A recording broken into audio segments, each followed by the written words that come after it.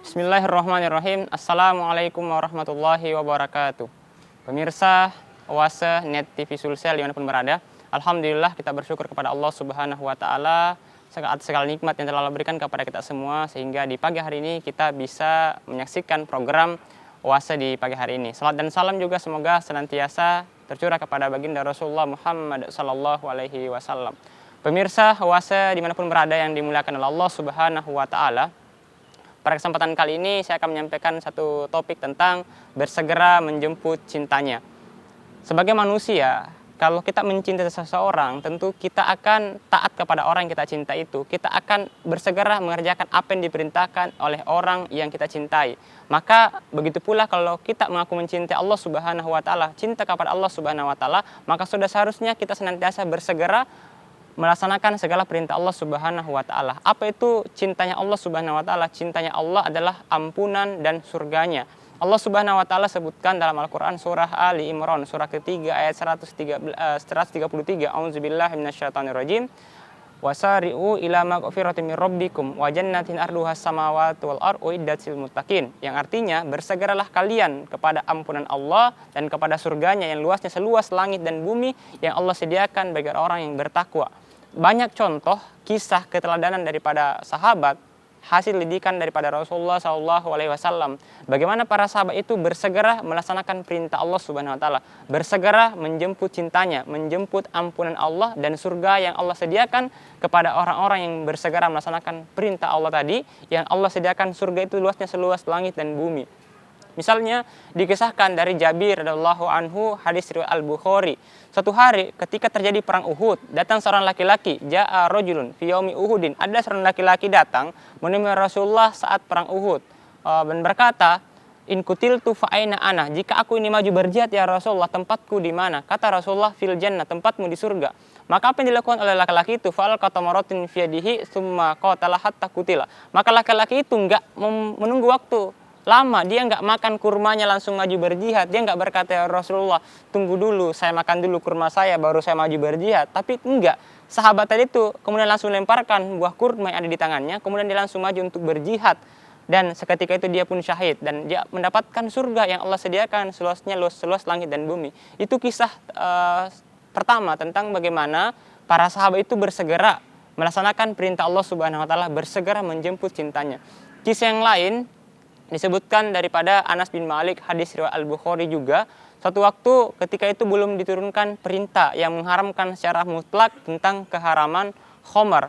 Suatu waktu Anas bin Malik disuruh atau diperintah oleh sahabat yang bernama Abu Ayyub Al-Ansori, ya. Abu Talha Al-Ansori. Di sana ada Abu Talha Al-Ansori, Abu Ubaidah bin Jarrah, ada Abu Ubaid bin Ka'ab, ya. Saat itu ada para sahabat lagi minum khamar gitu, sedang dituangkan khamarnya, ada yang sedang minum. Nah, saat itu ada sahabat yang lain datang dan berkata, "Tahukah kalian bahwa saat ini khamar itu sudah diharamkan sama sekali, haram secara mutlak seperti itu." Maka Abu Talha Al-Ansari berkata, dia perintahkan kepada Anas, "Wahai Anas, berdirilah dan pecahkanlah kendi itu." Nah, maka seketika itu juga Anas bin Malik mengambil tongkat dan dia memecahkan kendi-kendi semua itu. Nah, ini menunjukkan bagaimana para sahabat itu memberikan contoh, dia bersegera melaksanakan perintah Allah Subhanahu wa Ta'ala, bersegera untuk taat kepada Allah Subhanahu wa Ta'ala dan meninggalkan apa yang Allah larang. Inilah bentuk keimanan yang paling tertinggi nilainya di sisi Allah Subhanahu wa Ta'ala. Allah sebutkan dalam Quran surah ke-24 ayat ke-51, "A'udzubillahi minasyaitonirrajim. Innama kana qaulal mu'minina idza du'u ilallahi wa rasulihi liyahkuma bainahum ayyaqulu sami'na wa ata'na." Hanyalah jawaban orang-orang yang taat itu, orang-orang yang beriman itu, kata Allah, jika mereka diperintahkan untuk tunduk dan patuh kepada perintah Allah, qalu sami'na wa ata'na. Jadi orang-orang beriman itu ketika mereka diperintahkan untuk mengerjakan perintah Allah, mereka berkata sami'na wa ata'na, kami dengar dan kami taat. Nah, baik pemirsa, jangan kemana-mana, insya Allah kita akan lanjutkan program Oase ini setelah pesan-pesan berikut ini. Ya Allah ya Rahman ya Rahim ya Malik, ya Allah ya Rahman ya Rahim ya Malik, ya Qudus. Pemirsa Oase dimanapun berada, kita lanjutkan pembahasan sebelumnya tentang bagaimana contoh daripada para sahabat menunjukkan mereka itu bersegera melaksanakan perintah Allah Subhanahu wa taala. Mereka memberikan contoh keteladanan apa yang Allah sebutkan dalam Al-Qur'an, surah ke-24 An-Nur ayat ke-51. Kata Allah Subhanahu wa taala bahwa orang-orang yang beriman itu adalah dia yang kalau diperintahkan oleh Allah, dia nggak banyak berkata memberikan jawaban yang lain. Mereka hanya menjawab sami'na wa ata'na, kami mendengar dan kami taat. Ada kisah yang lain, pemirsa yang kami muliakan, yang sungguh luar biasa, dikisahkan daripada Imam Al-Bukhari dari Aisyah radhiyallahu anha. Jadi Aisyah berkata, yarhamullahu nisa'al muhajiratil ula. Semoga Allah merahmati wanita-wanita yang pertama kali berhijrah, lamma anzalallahu wal yadribna bi khumurihinna ala jubihinna. Ketika Allah menurunkan perintah agar kaum muslimah itu, perempuan itu mengulurkan hijab atau khimar sampai batas dadah mereka. Syaqaqna bimrutahunna fakhtamarna biha. Jadi kata Aisyah, perempuan-perempuan Ansar itu atau wanita-wanita yang pertama kali berhijrah itu kepada perintah Allah, mereka itu ketika mendengarkan surat Allah, perintah Allah untuk memakai hijab, menutup aurat, mereka itu nggak berkata nanti dulu, atau kami belum siap, kami belum ikhlas. Sebagaimana kebanyakan mungkin muslimah pada hari ini ya, yang berkata kalau diperintahkan dia menutup aurat, dia berkata saya belum siap, saya belum punya hijab dan seterusnya. Nah, perempuan-perempuan muslimah dulu, kata Aisyah, mereka itu langsung mengambil kain horden yang ada di rumah mereka, langsung mereka dia jadikan sebagai khimar atau kerudung. Dia nggak menunggu nanti, atau nggak menunggu nanti dia punya pakaian yang baik. Pemirsa, awasi yang berada yang kami muliakan, inilah contoh keteladanan terbaik yang dicontohkan oleh para sahabat, para sahabiat tentang bagaimana mereka itu bersegera melaksanakan perintah Allah Subhanahu wa taala. Maka Allah berfirman dalam Al-Qur'an surah Al-Ahzab surah ke-33 ayat ke-36, A'udzubillahi minasyaitonirrajim. Wa ma kana lil mu'minin wala mu'minatin idza qadallahu wa rasuluhu amran ayyakuna lahumul khiyaratu min amrihim wa may ya'sillaha wa rasulahu faqad dalla dalalan mubina.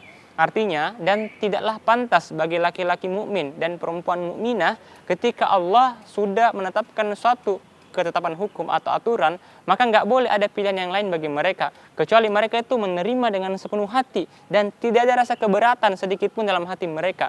Nah, itulah ciri orang-orang yang benar-benar beriman kepada Allah Subhanahu wa taala. Pemirsa awasi dimanapun berada, segala perintah yang Allah berikan kepada kita itu bukan untuk mempersulit kita, itu adalah untuk kebaikan kita sendiri. Demikian pula ketika Allah melarang sesuatu untuk dikerjakan, maka juga itu bukan untuk kebaikan Allah, itu untuk kebaikan kita sendiri sebagai manusia. Bukankah Allah yang menciptakan kita manusia? Berarti Allah yang paling tahu tentang apa yang kita butuhkan di dunia ini. Maka ada sebuah kaidah menyebutkan haitsu takunu syar'a takunu maslahah. Di mana ada suatu syariat, perintah Allah atau larangan Allah di sana, maka pasti ada maslahat, pasti ada kebaikan yang Allah sedang siapkan di sana. Maka tugas kita itu bukan bertanya, kenapa seperti ini, kenapa seperti ini. Maka tugas kita adalah mengerjakan saja, insya Allah. Kalau kita ikhlas, maka Allah akan berikan kebaikan yang lebih baik daripada apa yang kita tinggalkan itu. Makanya pemirsa, awasi dimanapun berada, Rasulullah menghibur kita dengan sebuah hadisnya, bahwa tidaklah seseorang itu meninggalkan sesuatu karena Allah, kecuali Allah itu akan memberikan ganti yang lebih baik daripada apa yang orang itu tinggalkan. Misalnya ketika orang itu antaranya bekerja di tempat yang haram, riba, atau bekerja yang membuat dia sering berduaan sama lawan jenis, boncengan, maka ketika orang itu meninggalkan itu karena ketaatannya kepada Allah Subhanahu wa taala, maka Allah akan berikan dia ganti pekerjaan yang lebih baik, penghasilan yang lebih berkah, yang lebih banyak seperti itu. Karena kenapa? Allah pemilik langit dan bumi, Allah pemilik rezeki. Maka kita nggak perlu khawatir tentang rezeki kita bagaimana nantinya kalau kita nggak lagi bekerja di tempat A misalnya, kita pindah di tempat yang lain. Kenapa? Karena rezeki itu sudah Allah tentukan gitu. Jadi bahkan Allah menyebutkan dalam Al-Quran, wa ma min dabbatin illa Allahi rizquha. Dan tidak ada hewan melata pun di muka bumi ini yang hidup, yang Allah itu nggak berrezeki, semua sudah dijamin rezekinya oleh Allah Subhanahu wa taala. Kenapa kami sampaikan seperti ini? Karena kadang seseorang itu nggak meninggalkan larangan Allah karena persoalan perut, persoalan materi seperti itu. Maka bagi orang-orang yang beriman, kita diperintahkan sedari awal untuk mengimani yang namanya perkara qada Allah Subhanahu wa taala, ketetapan Allah Subhanahu wa taala bahwa rezeki itu nggak akan pernah tertukar. Nah, pemirsa Oase dimanapun berada, insya Allah kita akan lanjutkan setelah pesan-pesan berikut ini. Jangan kemana-mana. Allah ya Rahman ya Rahim ya Malik. Ya Allah ya Rahman ya Rahim ya Malik. Pemirsa Oase Net Sulsel dimanapun berada, kita lanjutkan pembahasan sebelumnya tentang bersegera melaksanakan perintah Allah, bersegera melaksanakan syariat Allah, bersegera menjemput cintanya.